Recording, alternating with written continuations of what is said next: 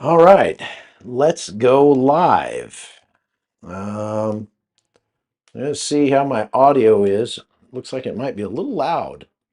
Don't want to blow you guys out here. Uh, I am coming to you from George Bush International Airport in Houston. I'm in the lounge here waiting on my flight to Panama, headed back to Panama for a few days. And then you're going to have to help me figure out where I'm going to go next. So thank you very much for watching. Please do me a favor and hit that like button and make sure that you post in the chat where you're watching from, because I like to see all the different places people are coming in from. Louisiana and where else? Henderson. Henderson? Chuck for president. No, no, no, I don't want to be president. Um, however, I'm glad that you're here today, and we got a lot to talk about. So, and I don't have a ton of time, so I'm going to make this as quick as I can, and so we'll get through it real quickly. First of all, it's an important date today. Today's the 2-year anniversary since the uh, invasion of Gaza, and so many of you started watching me on October 27th 2023, because that was the first day I really started doing a lot of these live broadcasts here. CBN had asked me to do that, and so I did it on CBN's channel. And little by little, people started moving over to my channel, and so a lot of people have been watching me for literally 2 years to the day, as of today. And in those 2 years, the Israelis have achieved quite a bit. First of all, out of 251 hostages, the bodies of 13 of them still remain in Hamas hands. Um, the IDF now controls more than 50% of the Gaza Strip, and they did control 80 plus percent, and then they backed off to the yellow line now. Uh, about 80% of all the buildings in Gaza have been destroyed. There have been probably at least 20,000 Hamas militants that have been shown the door, so to speak, and they've shuffled off this mortal coil to their 72 Virginians or whatever they get. Uh, so a lot of progress on the part of the IDF. As a matter of fact, probably between 120 and 180,000 IDF troops have been fighting in this war. Have now got combat experience that they didn't have largely before. And as a matter of fact, we're going to talk more about whether or not Israel is about to kick it off again in Lebanon and go in after Hezbollah. They've really ramped up their strikes there in recent days. So we're going to talk about that a little bit later. And then we're going to move over to what's happening in the Caribbean. We're going to talk about President Trump's buildup of forces just offshore Venezuela and what that means, and because we just had a whole bunch of other stuff that was sent over there. Another, the world's largest aircraft carrier, for one. So anyway, that's significant and remarkable, and so we want to remark on it. Does that make sense? Okay. But before I do that, I end up, as you know, travel a lot, end up eating out of gas stations all the time. And so even though I try to take care of myself when I'm on the road, sometimes I find myself at 11 o'clock at night eating a burrito out of a gas station that probably would qualify as a biological weapon.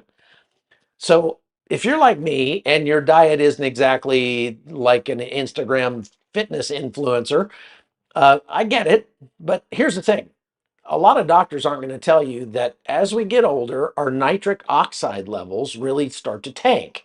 And that little molecule is what tells your blood vessels to open up and actually deliver oxygen and nutrients where they're needed. And when it drops off a cliff, everything else slows down as well. Your brain, your energy, your stamina, and the other parts of you that used to be more motivated than they are today. So I like Blood Flow 7 from Juvenon. As a matter of fact, I have a thing here I can show you. This is blood flow 7 from Juvenon because it's a nitric oxide booster. And if you try this stuff, you'll realize just within minutes that you're feeling more like yourself again. I just like when I take nitric oxide before I go work out, it just makes me want to like crush heavy things, and that's exactly what you want to have when you're about to go crush heavy things. So anyway, highly recommend going to this product. Go check out this product. It doesn't leave you shaking like a caffeinated squirrel or anything. It uses ingredients that actually support nitric oxide in circulation, and so that enables your body to absorb the stuff that it needs instead of just flushing it away. In clinical studies, the ingredients in Juvenon's product here boost your nitric oxide by 230% in just a few hours, open up your arteries, and that's not marketing fluff. That's stuff that's measurable. So you just take 2 small capsules a day. It's not a stimulant. You're not going to crash it, and be like sleeping face down on your desk at 2 o'clock in the afternoon. Uh, so when I take this stuff, I just feel better, uh, and not like I just hiked a mountain with a 90-pound rucksack on. So if you want to feel more like the real you that still had a full tank at the end of the day, instead of running on whatever mystery meat they serve at the gas station, then give Blood Flow 7 a shot. It's got a 60-day money back guarantee. If it doesn't do a thing for you, just send it back to them and get your money back. You can get 25% off at bloodflow7.com/hot. You see I think the link is there. Bloodflow7.com/hot will take you to this page. And so, look, blood is life, and you want to get as much of it around your body as possible. So, uh, check out Blood Flow 7 from Juvenon. We thank them for being a sponsor today. All right. This is an image that shows on a map the places that Israel has been striking around Lebanon in the past. Whoa, why is that? In the past, I don't know, 2 days, really, is all. Uh, they have struck up in the north in the Makah Valley and down in the south near Sidon. And so, just to give you an idea for how much they've ramped up the strikes in Lebanon, you're talking about, I think there were 15 strikes between October 1st and the 22nd, and there were 18 strikes on the 23rd and 24th. I mean, they really ramped it up. Now, why is that? There was some rumor that Hezbollah has been refitting and rearming and preparing for an October 7th style invasion of Israel. And so Israel is trying to keep Hezbollah on the back foot. Now, they just concluded a very large military operation or military training exercise up in the north with, oh gosh, I mean, probably 40,000 troops up there. Uh, and that just finished. And so that build up, because they were moving a bunch of troops up there for this exercise, caused people in Lebanon and media outlets there to start saying they're going to strike, that they're about to invade Lebanon again. But Israel says, no, we don't have the budget for that. We're not planning on invading Lebanon again. We were just doing a training exercise. We moved our guys out. As a matter of fact, Israel has even called off the calling up of several divisions of reservists, I guess, that were due to rotate back in. I think I got that right. I read two different stories that were kind of contradictory on that. One of them said that Israel was looking to call up more people, and the other one was saying, no, they're going to actually uh, cancel the call ups for several units of uh, IDF soldiers. Many of them have already served, and let them just go, hey, go back to work, go back into civilian life. We need to kickstart our economy. Now, I heard our good friend Scott Ritter saying the other day that Israel's economy has been crushed in this war. And I just got curious, so I went and did some research and found out that Israel's economy has grown faster during this war over the last 2 years than the US economy has grown over the last 2 years. Now, that's kind of an apples to oranges comparison because in a wartime economy, you're going to get a boost to the economy from the government buying things that it needs to prosecute the war. So, for example, in Russia, the Russian economy is super heated right now, and it looks like, wow, their economy is doing great, but it's not. It's just that they're spending money like a drunken sailor trying to keep their troops in the field, just get them the ammo that they need and everything to try to take over Ukraine. So, so again, there is some, apples to oranges comparison there, but the bottom line is, even during a war, Israel's economy has been growing by 3 or 4%, and that's not very bad. So, uh, I think what Israel is saying is that we want to really spruce up our economy somewhat, and we're going to start sending these troops instead of to fight on the front lines. We're going to send them to go fight on the economic front lines by getting out there and getting to work and consuming things and that sort of thing. So that that's a good sign. Okay, that's not a bad sign for Israel. Okay, one other thing that happened today on the 2 year anniversary of the invasion is the Israeli government lifted the designation that they had set on the southern part of Israel, calling it a special military operation zone, and which gave them more powers to tell people they couldn't go here, couldn't go there. This is a closed military operation zone, whatever. They have been slowly opening up the South for the last couple of months, and now it's completely open again, just like it was on October 6th. Now, there are still operations going, there's a lot of military down there because they're doing operations in Gaza. There are still, as I said, 13 hostages that are left in Gaza, and their bodies. These are all deceased. Uh, Israel believes that Hamas has an idea where at least 9 of those bodies are. Or actually, Israel says that Hamas has those 9 bodies, and they're just pretending that they don't know where they are. Hamas has said, well, if you give us enough time, we'll be able to dig up those 9 bodies and get them to you. They just announced a moment ago that they will likely turn over one hostage body tonight. So they are slow walking the return of those last hostages. And it sounds like maybe about 4 of them have not been found yet, and nobody really knows where they are. So it may be that 4 of those hostages never return. Let's hope that's not the case.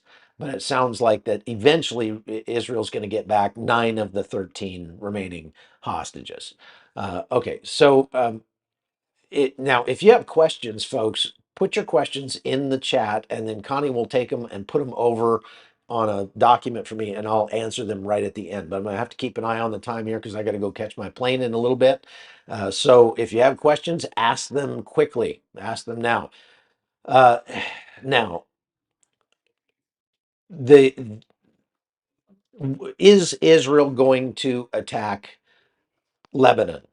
Well, Israel has been um, definitely criticizing the Lebanese government for not moving fast enough or strongly enough to disarm Hezbollah.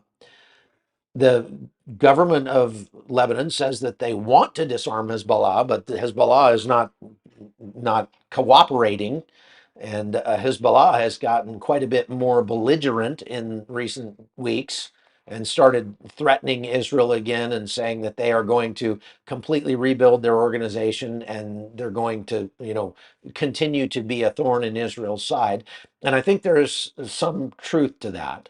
To some extent, Hezbollah is always going to be around. It's one of those things like you can't really destroy an idea, and their idea is to be a nuisance to Israel, and they probably will be. Uh, uh, all of those former Hezbollah fighters, if they did disband Hezbollah, would just become something else and change their name and continue doing what they're doing.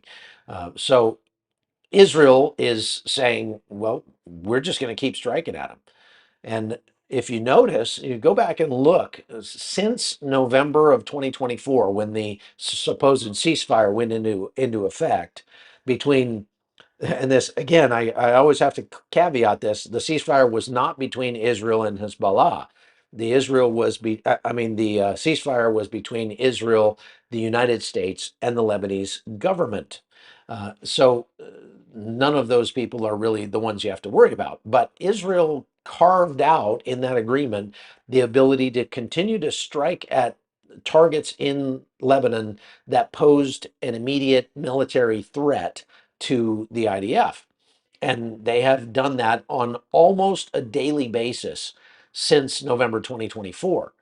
And amazingly, there have been almost zero rockets and missiles fired from Lebanon since that went into effect, even though Hezbollah didn't sign it, didn't agree to. But Hezbollah was just at a point where they were running scared. They're still afraid to answer their phones or, turn on the coffee maker. And so Israel has continued to gather intelligence. You can bet that Israel has a ton of intelligence gathering capability in Lebanon. As a matter of fact, UNIFIL, these guys, uh, this is a United Nations interim force in Lebanon, which has been around for decades and has done almost nothing to actually bring peace in the region. And they actually shot down a uh, drone from Israel yesterday, uh, and they said that the drone was targeting them, and Israel said it wasn't a armed drone; it was just a surveillance drone. But the UNIFIL forces shot it down, which that's nice. That's great. You guys are just you're doing such a great job up there. You're thwarting Israel's ability to actually keep an eye on Hezbollah while you look the other way when Hezbollah is building a tunnel right next to your base. Good going. Good going. Uh, Gaza, for its part, looks like this now. And so, if you want to determine who's winning this thing, it appears that it's not the Palestinians. Uh, Again, with 80% of the buildings in Gaza destroyed, it is going to be literally more than a decade before they can get that place rebuilt. And even just removing all that rubble is going to take years. In terms of how Hamas is doing, they still have several thousand fighters. They still say that they're not going to give up any ground. They're not going to disarm or go away. And so there's still a pretty high likelihood, I would ascertain, that Israel is going to have to go back into Gaza and continue to fight Hamas until they are disarmed.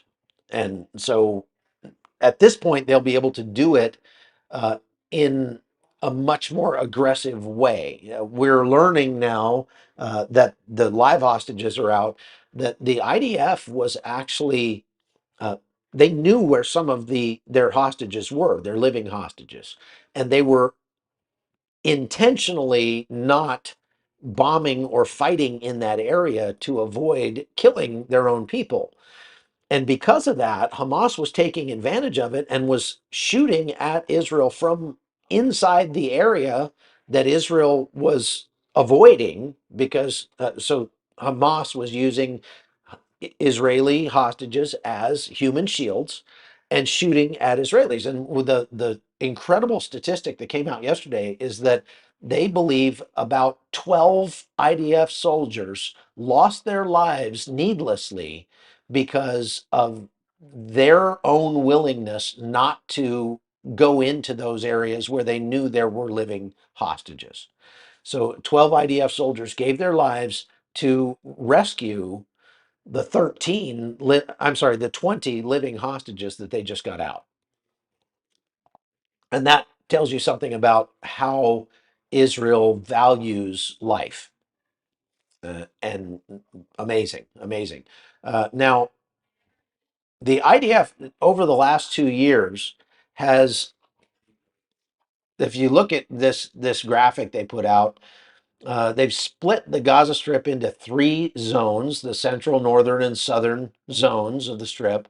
And between those uh, zones, they have established some corridors. Now, they show here that they've eliminated all of the head of all the leadership of Gaza, and this shows them doing that. This shows how they're have their overhead assets, and then they drop bombs from drones or planes on militants.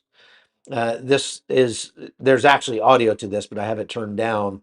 They are saying, we see some guys. They're an immediate threat. They're an immediate threat, and they took those out. So what you're seeing now are some of the corridors that they've established, which are essentially like Trump walls that are dividing Gaza into various smaller units.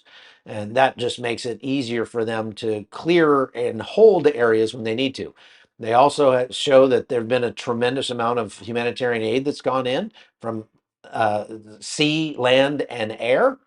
And so I would say that, any rational observer would look at that and say Israel has, for the most part, accomplished its objectives, but it's come at a very high cost, because not only have they lost 2,000 of their people between October 7th and the succeeding war, but they have done so at a great cost to their prestige and their uh, international image.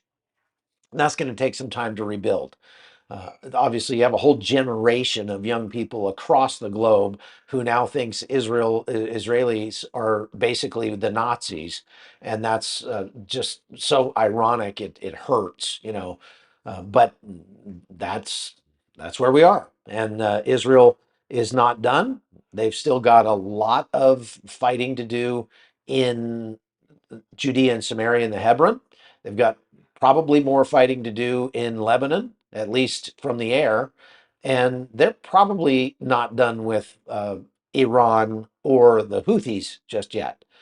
So what Iran has been doing has been they've been delegating power from the Ayatollah down to lower levels now, because they realize that during the 12-day war with Israel, Israel took advantage of the fact that nobody could make a decision without it going all the way up to the number one, to Khamenei himself, and he had to make all the decisions. Well, he was hiding in a hole in the ground and couldn't make any decisions, so people were running around with their hair on fire and didn't have any idea what they were supposed to be doing. And so Iran, they actually put this out in writing and in the press, that they've realized that that model is not a workable model for them. So they are now actually pushing power out to the different provinces, different regions of Iran, and the local governors are even going so far as to craft their own foreign policy to do business with, like, Azerbaijan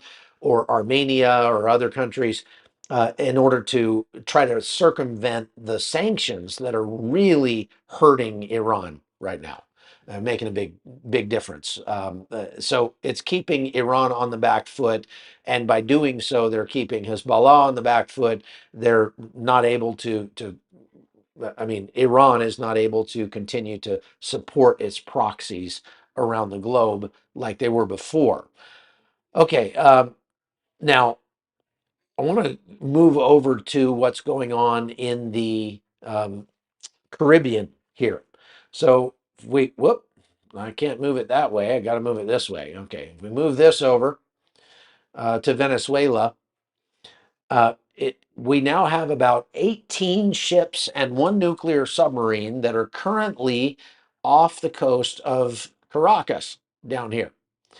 And the United States, or President Trump, just ordered the USS Gerald D. Ford, which is the largest aircraft carrier that's operational on the planet, to bring some of its, uh, you know, attack group and start steaming over to the Caribbean as well.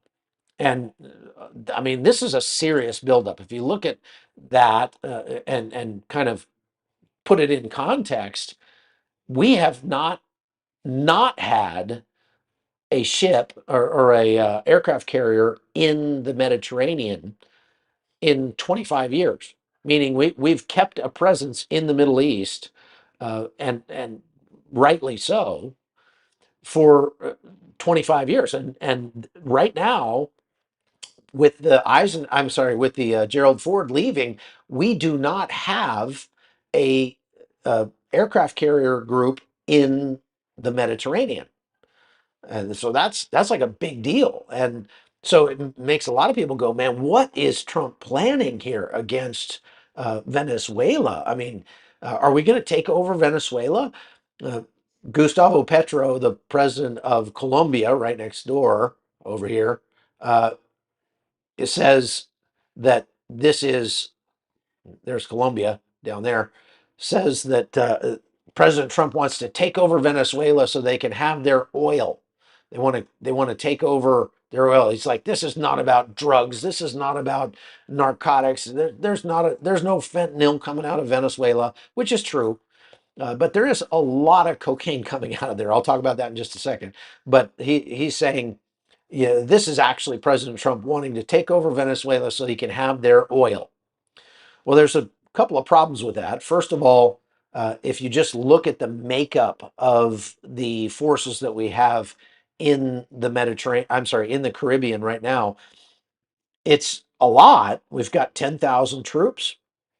We've got, as I said, 18 ships, uh, and submarine and more ships on the way. We've got almost 100 aircraft, I believe, maybe more than 100 aircraft in Puerto Rico, and a bunch of Coast Guard ships, and I mean, all kinds of stuff. However, none of that is enough to um, to actually invade Venezuela.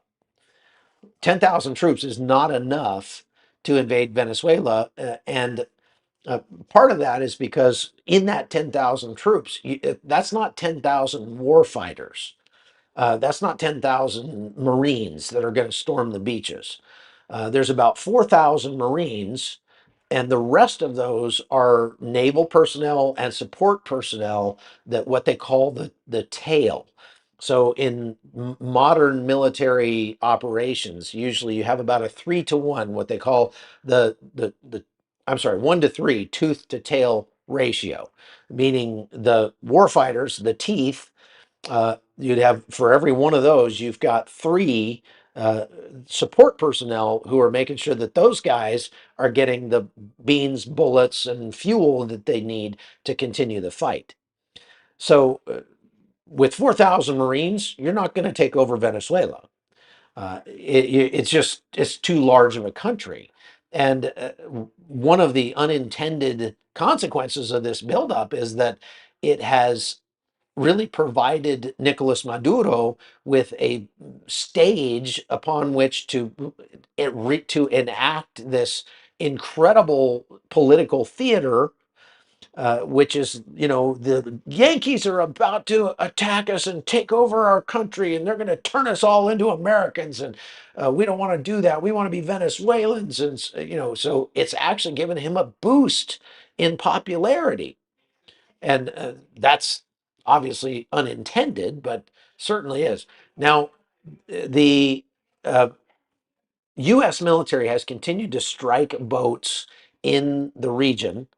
And so now they're up to about 10 strikes, about 40 people killed. The Pentagon says that all of those strikes took place in international waters. Here's the problem with that: international waters extend 200 miles offshore. 200 miles offshore would be way out here somewhere in this wild blue yonder. But most of those boats are crossing from Venezuela to Trinidad. And that's right in here. And there is no place in this region where they're crossing where they could actually make it into true international waters, because this is all part of what they call the territorial waters of Venezuela with some overlapping territorial waters of Trinidad. So I'm a little skeptical that we're actually striking these people in international waters, because again, none of those boats that you see getting struck are going from Caracas, and crossing the Caribbean Sea and going all the way up to the United States. I mean, that's really far, right? That's really far. They're not doing that. Those boats don't have enough fuel. It would be impossible for them to do that. And so those boats are crossing, uh, likely to Trinidad. Now, maybe they could make it across to the southern coast of Haiti. I know for a fact, because I've been there and seen it with my own eyes, that a lot of drugs come into this southern coast near Jacmel, and then they cross over the mountains, which is this road that goes this way up here. And I actually rode this on a motorcycle once, all up through the mountains in Haiti. And I ran into some convoys of side by sides that were carrying cocaine one night. So I know for a fact that that is a route. And so it might be possible that some of these are going across to Haiti, although that is still a long way to go for one of those small boats. And so if they are doing that, then yes, they would get into international waters, and we'd be able to strike them there without causing a international incident. Okay, so what does all this mean? Uh, I was supposed to go to Gaza, uh, because I got invited by the Gaza Humanitarian Foundation to go to Gaza next week. And now the GHF is shutting down their operations in Gaza, so that's off the table. So then I said, okay, I'll go to Ukraine because there's a lot of stuff happening over there. So I was going to go to Ukraine next week. And now, with the Gerald Ford coming down to Venezuela, it looks like we're going to have some strikes in Venezuela before too long. And so maybe I need to stay in the area and report on that. So I want to know your preference. Would you rather that I go to Trinidad and report from within sight of the coast of Venezuela, where you can actually see the U.S. ships offshore, I'm told? Or would you rather that I go to Ukraine and report on what's going on over there? So put in the chat what you would prefer that I do, and I'll see what I can work out. I'm thinking it'd be obviously a lot easier for me to go to Trinidad because I can get a direct flight from Panama, fly from here over to Trinidad, which is right there, little tiny uh, island. I've been to Trinidad once before. It's not much to write home about, but it does come within about 5 miles of the coast of Venezuela. And that's probably the closest I could get, other than going to maybe Curacao over here or Aruba, although they're a little bit farther away. Of course, I could go to Colombia, but I'm not sure I want to do that with Petro and Trump at odds with one another. I don't want to become a bargaining chip for Gustavo Petro. All right, so we got a lot of Venezuelans in here. We got a couple of Ukraines. Looks like you guys are more into Trinidad than you are into Ukraine. Now, so what might we see happen in the? Oh gosh, I got to keep an eye on the time. Uh, what might we see happen in the Caribbean in the next couple of weeks? Uh, I got to go back and take this one off. Go back to my main camera here. There we go. Oh wait, I was already on the main camera. All right.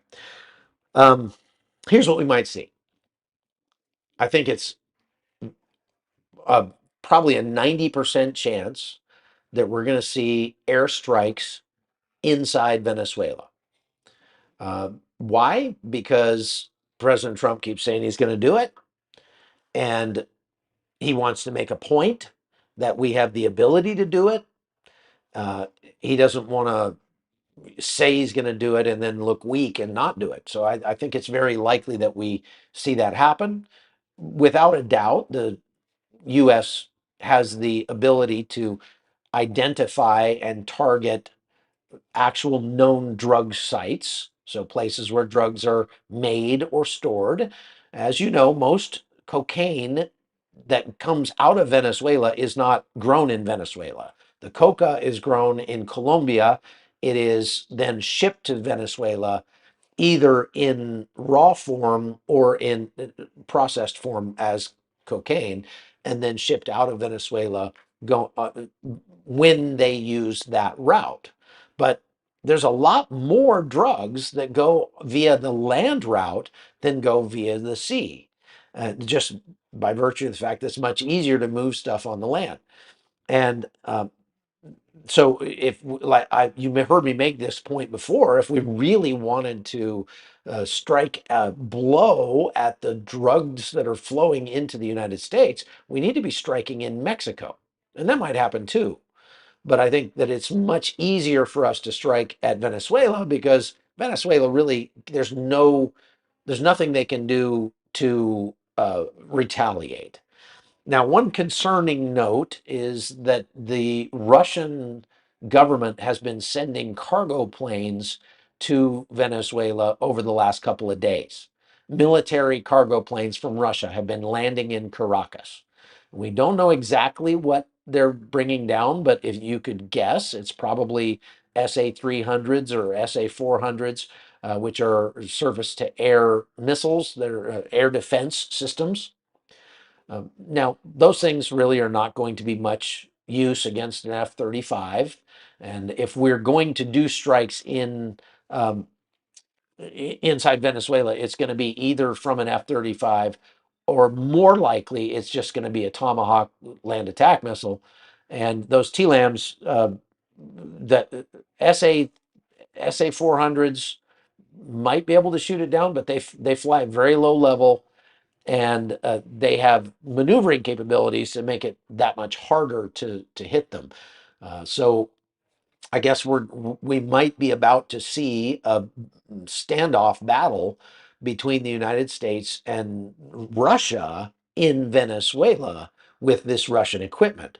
And Russia likely is sending that equipment to Venezuela specifically because of the threat that Trump might send Tomahawk missiles to Ukraine, because Russia wants to gather as much information about how its equipment stacks up against American Tomahawk missiles uh, in somewhere else, and use Venezuela as a laboratory for their data, so that hopefully they can, hopefully for them, they can protect themselves against any potential strikes from Tomahawk missiles in Russia. Now, I personally think that those missiles are uh, that the S-300s and S-400s are not going to be any match for our modern Tomahawk missiles. But I guess we'll find out, because that is the most likely thing that will happen. And I would gauge right now that that's about a 90% chance. Now, as for ground troops going into Venezuela, that's probably a 10% chance or less. It's just not likely to happen. So I want to go over to your questions here and get those knocked out as quick as I can, because I'm running out of time and I'm going to have to jump and run here pretty quick. And so one other thing I want to mention, folks, is that you can get, if you don't have an hour to watch this video, you can get a condensed version of this video. It'll be out tomorrow. We have a great editor, Aram, who puts these things up, and they're very popular.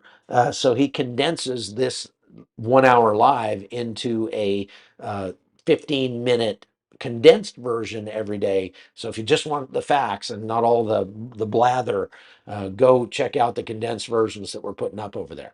Okay, Caleb Barnes says, if step one is never completed, what happens to the other 19 points of the peace plan in Gaza? Well, they go away. I mean, Israel will go back to fighting. David Leventhal says, do you feel main reason for Venezuela Trump wants oil and mineral? No. We are energy independent. We don't need the very heavy, very dirty, very hard to process oil that comes out of Venezuela. And besides, that oil is, I mean, we're not going to go take over the oil derricks and start pumping the oil ourselves. We're not going to ship American crews down there to start doing that. And even if we did, it would take a long time for us to kind of get those back up and running because Venezuela does not produce that much oil anymore. They only produce about 1 million barrels at a day. I'm sorry, 1 million barrels a month. Yeah, maybe 1 million barrels a month. And they have a ton of oil, but they're not getting it out of the ground very well because their equipment is just all falling apart. They've been under sanctions for a long time, and of course, there's the fact that they're communist or socialist, and socialism does not lead to high quality work being done anywhere. So there's that. So no, I don't think it's oil and mineral wealth at all. Um, Lebanon or Venezuela, probably Civil War II first. So Rod Remex, thank you for that. Wants me to stay in the United States and report from Portland. There's a lot of young guys that are out there doing that. Every time I go to Portland, they think I'm a cop and they assault me, and so I'm gonna stick with the wars, stick with what I'm good at. Nico says, "Have you seen the new AI drone that the USA has made and is ready for its first test?" Yeah, I saw it. It was on the Sean Ryan show, and he's real excited about it. But as far as I know, the U.S. government has not tested it, and so it'll be interesting to see whether or not it gets picked up by the Pentagon. But that is definitely the direction everything's going. Isela says, "Was the peace deal between Cambodia and Thailand included Burma?" No, it did not include Burma. And Burma, there's still a lot of fighting going on over there. Lori W says, "Have you decided to head to Ukraine next month to see what's happening there?" Well, haven't made the final decision, haven't bought plane tickets yet, but it looks like I'm more likely going to uh, Trinidad to see what's happening in Venezuela. And then maybe after that, we're going to go over to Armenia for Thanksgiving. And then after that, we'll see what happens. All right. So that is, I'm going to have to end it there because I've got to go catch a plane, folks. But I really appreciate all of you. And I want to mention, please go to chuckholton.com. You can become a supporter over there. You can support the work we do, not just the journalisming that we do, but the actual help that we bring to people in places where there are people that are hurting. And you all have been amazing about helping people, from Burma to Colombia to Panama to South Africa. We sent some money to Ukraine. We've helped some people. Israel, we've helped some needy people. All over the place, we have been able to help a lot of people in the places that I go because of your generosity. And the best way to do that is to just become a supporter over at Locals by going to chuckholton.com and signing up over there. Okay. So thank you very much for watching. I appreciate all of you, and I'm going to be back in Panama tomorrow. So I'll hopefully see you tomorrow from there. Don't forget to check out Juvenon, uh, and I'm just going to hopefully put the link up one more time to that, so that if you missed it before, you can see that. This is the page, and the Juvenon link. Oh boy, I lost it. Sorry. I don't have, oh, here it is. Bloodflow7.com/hot. That's bloodflow7.com/hot. And I'll put that in the chat for you right now, so that you can just click on it if you want to and go check out our sponsor. All right. Thank you very much for watching. We'll see you next time.